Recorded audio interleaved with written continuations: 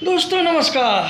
किसी ग्रुप का हिस्सा होते हुए भी जब किसी एक्टिविटी में हम पार्टिसिपेट कर रहे होते हैं तो वो एक्टिविटी हमारे लिए एक स्ट्रिक्टली प्राइवेट अफेयर या राइट टू प्राइवेसी के दायरे में आ सकती है। तो वहीं ऐसा ग्रुप अपने आप में एक प्राइवेट ग्रुप हो सकता है जिसका रिकग्निशन है हमारे फंडामेंटल राइट्स में, और वहीं यह प्राइवेट ग्रुप एक तरह से जो इंडिविजुअल की राइट टू प्राइवेसी है उसको भी प्रोटेक्ट कर रहा होता है। तो वहीं दूसरी ओर एक इंडिविजुअल के तौर पर राइट टू नो को कभी कभी अगर हम स्टेट की इंस्ट्रूमेंटलिटीज के द्वारा अप्रिसिएट करें तो हम राइट टू नो को बेटर यूज कर सकते हैं, सही तरीके से यूज कर सकते हैं, कंस्ट्रक्टिव वे में यूज कर सकते हैं, और अनावश्यक हम किसी दूसरे व्यक्ति या ग्रुप की प्राइवेसी को डिस्टर्ब नहीं कर सकते हैं। दोस्तों दरअसल हमारी संविधान सभा की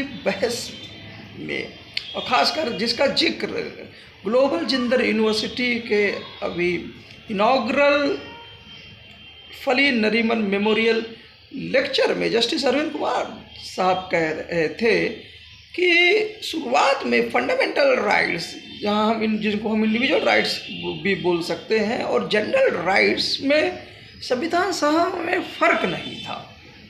दरअसल एक दूसरे के बिना ये दोनों ही अधूरे हैं। फ़र्क तब आया जब राज्य के अंदर कैपेबिलिटी क्या थी सभी राइट्स को तुरंत देने की। रिसोर्सेस एक मेन मुद्दा हो गया था, और इसलिए इंडिविजुअल राइट्स जो बेटर वे में डिफ़ाइन थे और जो ज़्यादा ज़रूरी थे इसलिए बेटर वे में डिफ़ाइन हुए, तो वो इन्फोर्सिबल बनाए गए आर्टिकल 32 के अंतर्गत। तो वही जो चीज़ें हैं जो तत्काल राज्य प्रोवाइड नहीं कर सकता था, जो इसलिए बेटर वे में डिस्क्राइब भी नहीं हुए, और जनरल राइट्स हम बोल सकते हैं लेकिन जिनके बिना इंडिविजुअल राइट्स अधूरे से ही जान पड़ते हैं या उसको पाया ही नहीं जा सकता है, वो directive principles of state policy में आया, नॉन इन्फोर्सिएबल राइट्स। पर जैसे जैसे स्वयं जस्टिस अरविंद कुमार साहब ने कहा कि जैसे जैसे स्टेट की क्षमताएं बढ़ते गई, स्थिति और इम्प्रूव होती गई, तो कोर्ट्स ने भी एक अपना तरीका निकाल लिया कि राइट की पूछने का, और कुछ राइट्स और उन पॉलिसीज़ डायरेक्टिव प्रिंसिपल्स के कुछ एस्पेक्ट्स को, उन जनरल राइट्स को बेटर वे में डिफ़ाइन कर उनको राइट टू लाइफ या दूसरे आर्टिकल्स में जगह देते हुए, जिसमें आप देख सकते हैं right to education for example एक बेस्ट एग्जांपल है बच्चों के लिए। और क्षमता बढ़ेगी तो एक दिन ये शायद बच्चा ही नहीं सभी के लिए हो जाए ये राइट टू एजुकेशन। इसी तरह से बहुत और दूसरे भी राइट्स हैं। एनवायरनमेंट से रिलेटेड चीज़ थी तो वो भी राइट टू लाइफ में आ गया कि जो एनवायरनमेंट होना चाहिए वो भी राइट टू लाइफ में आएगा।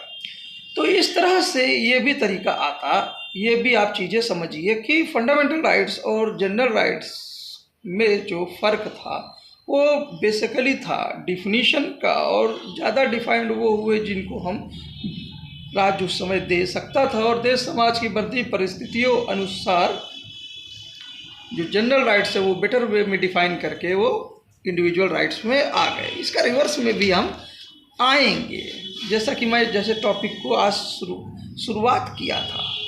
दोस्तों इतिहास, अगर हिस्ट्री की बात करें तो वो हमेशा से एक जटिल चीज़ रही है। जी हाँ, हिस्ट्री अपने देश समाज या उस कंटेम्पररी समय का एक प्राइवेट अफेयर है जिस पे हम प्रकाश तो डाल सकते हैं परंतु पूर्ण प्रकाश कभी भी नहीं। और प्रकाश आपको क्या दिखाएगा ये डिपेंड करता है कि प्रकाश उस पर डालने वाला वो किस नज़रिए से उस पर प्रकाश डाल रहा है, और जो प्रकाश भी डालेंगे वो हम आप नहीं, जैसा कि अक्सर न्यूज़ में रहता है, बल्कि स्वयं स्टेट की अथॉरिटीज़ ही डाल सकती हैं, इंस्टीट्यूशंस ही डाल सकते हैं, या फिर इंडिविजुअल अथॉरिटीज जो हिस्टोरियंस इत्यादि हैं वो ही डाल सकते हैं। कंप्लीट पिक्चर किसी भी ऐतिहासिक देश समाज की शायद ही कभी कोई खींच पाए, चाहे कितने भी हिस्टोरियन मिल जाए। कभी कभी बदलते राज्य में जैसे जैसे राज्य बदलता है तो वैसे वैसे देश समाज की जो पिक्चर खींचने की कोशिश होती है वो भी बदल सकती है। अक्सर इतिहासकारों को, खासकर पुराने इतिहासकारों को, हिस्ट्री एक लिखना, राइटिंग, ये एक टाइम कंज्यूमिंग ही नहीं, एक कॉस्टली अफेयर भी है जो बिना राज के संरक्षण के संभव ही नहीं था। पुरानी हिस्ट्रीज में ज़्यादा जिक्र मटेरियलिस्टिक कल्चर का था, राजाओं की, बादशाहों की, और उनके वे में चीज़ें चलती थी, वो कैसे चल रहे होते, कैसे इंटरप्रेट कर रहे होते हैं, जोड़ तोड़ इत्यादि वो सब।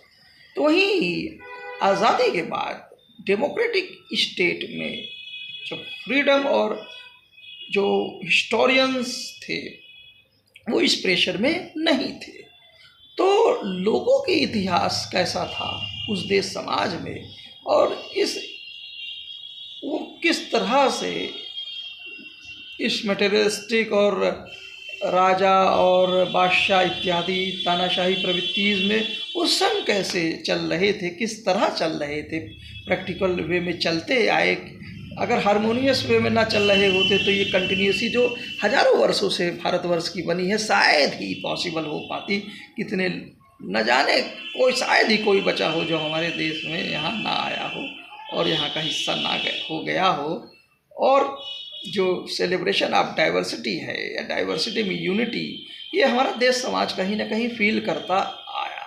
तो इस चीज़ को, इस एस्पेक्ट्स को मॉडर्न हिस्टोरियंस ही लिख पाए, खासकर रोमिला थापर जी हों, एमिनेंट हिस्टोरियन, खासकर बात करता हूँ मित्रा मुखर्जी हो सकती हैं, बिपिन चंद्रा जी की इंडियाज फ्रीडम फॉर स्ट्रगल, आप उसमें कुछ झलक पा सकते हैं। तो वहीं दोस्तों ये और क्या है, एक्चुअली में इस स्टेट की अथॉरिटीज के द्वारा हम अपने राइट टू नो को एक्सरसाइज करते हैं, ये बात हमको समझनी होगी।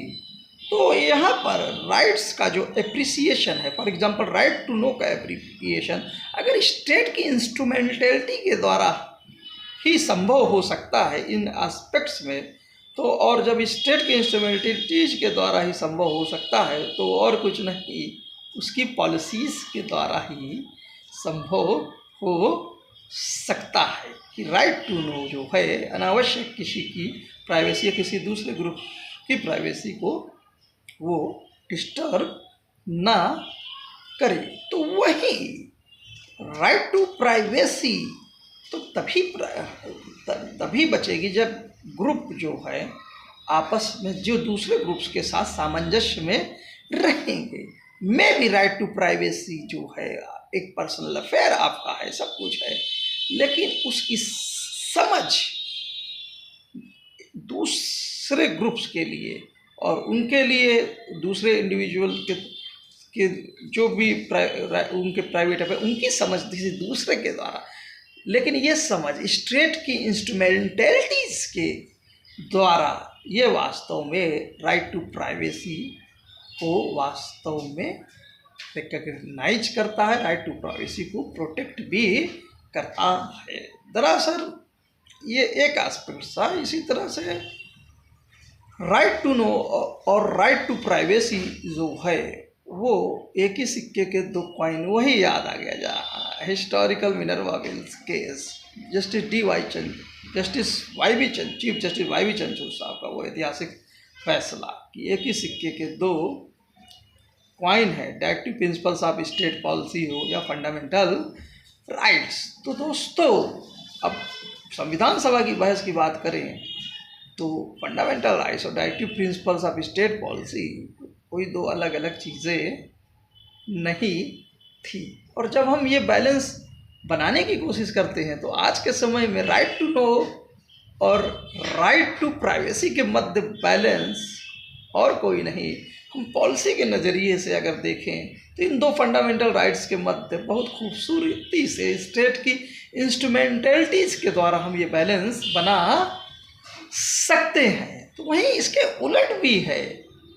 जी हाँ, जो इसी तरह हम पॉलिसीज़ के मध्य बैलेंस हम स्टेट राइट्स के अप्रोच से भी कर सकते हैं। For example rarest of rare doctrine जो बच्चन सिंह केस में थी, उसमें देखिए वहाँ पर पॉलिसी क्या थी राज्य की। ठीक है, प्रोसीजर इस्टेब्लिश्ड बाय लॉ के जरिए कैपिटल पनिशमेंट हो सकती है, पॉलिसी है।